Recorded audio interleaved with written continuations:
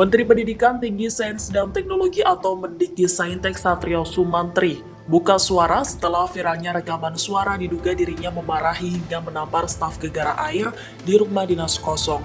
Satrio menegaskan bahwa rekaman suara tersebut bukanlah dirinya.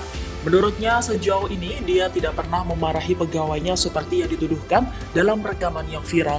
Lebih lanjut, ia juga membantah tuduhan melakukan tindakan kekerasan kepada pegawainya hingga berbuntut demo ratusan pegawai.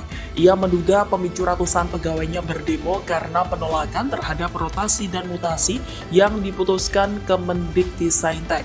Rotasi itu dilakukan usai Kementerian Pendidikan, Kebudayaan, Riset, dan Teknologi dipecah menjadi 3 kementerian oleh Presiden. Satrio menerangkan rotasi dan mutasi jabatan di Kemendikbudristek merupakan bagian dari Download Tribun X sekarang, menghadirkan lokal menjadi Indonesia.